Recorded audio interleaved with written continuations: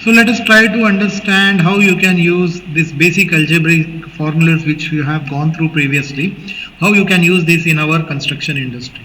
Okay. So we are doing this sample problem. This is just a simple sample problem, not too tough. Okay. To just build up into the mathematics for construction. Okay. So what this question says is a rectangular water storage tank is to be constructed for a residential building. So there is a residential building which has a water tank on the top or bottom, okay, wherever it is. So you have a water tank, okay, for a residential building. The tank has a base of 8 meters. So if I draw it here, just one second, I will on my pen. Okay. So if I draw this tank here, it has a base of 8 meters. So suppose this is the rectangular tank and it has a base of 8 meter.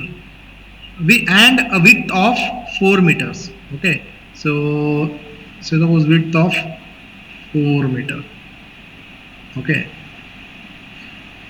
The depth of the tank is to be designed to vary depending upon the required storage. Okay, so depth, okay, so depth has to be designed. Calculate the surface area of the inner walls and the base of the water tank that needs to be waterproofed if the depth of the tank is 3 meters. Okay, so what they are saying is, if this tank,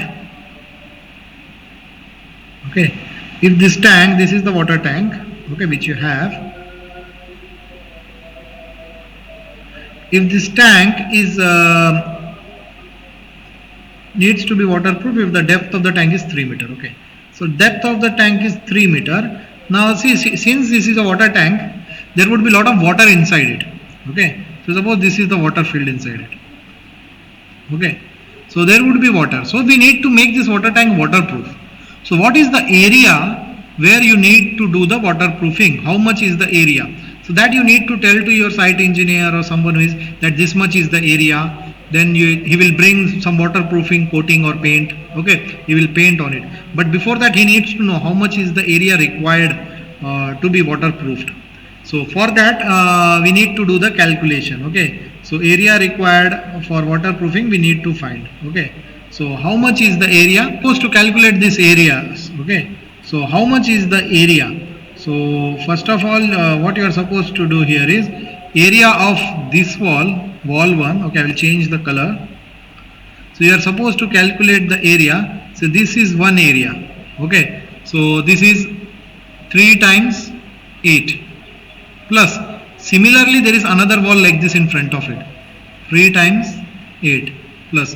There is one wall, this is second wall, right? So this is 4 times 3, right? So this is 4 times 3. Like this, similarly, there is another wall in front of it, plus 4 times 3. Plus, then there is this base plate. How much is this base? This is 8 times 4. Okay. So if you calculate this, you will get the total area to be waterproofed. Okay. So this is what you are supposed to do in the part 1. Okay. Now part 2. What does the part 2 says? If the tank is to be filled with water to a depth of 2.5 meters, determine the volume of water it can hold.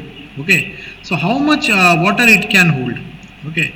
So the initial dimension will remain same. Okay. The base is 8 into 4. Okay. But the water is still only till the height of 2.5 meters. Okay, I will redraw it. Okay, so the base is 8 into. If you draw this again,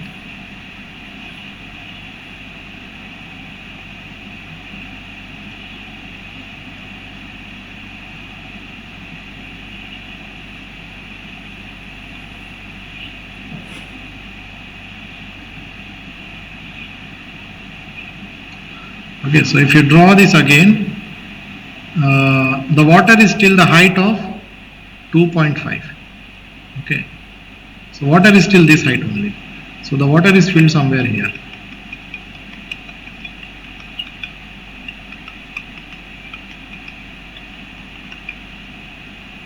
Okay, so the base was 8 into 4. The total height is 3, but the water is filled till 2.5 only. So what they are asking how much volume of water it can store. It is really simple. Volume of water it can store. Volume of water it can store, right, till a depth of 2.5 meter. Okay, is nothing but 8 into 4 into 2.5. If you calculate your answer in meter cube, so this is the amount of volume which it can store. Okay, so the two parts of the question, the first part was that how much surface area is to be painted. Okay, so that we got. Okay, after that we found out how much area it's to be, means how much volume of water can be stored in 2.5 meter of depth.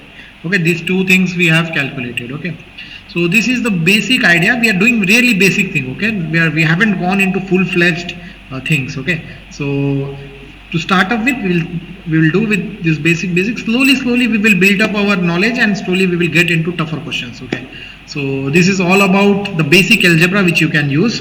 Okay, apart from this, I think this would be fine enough. Okay,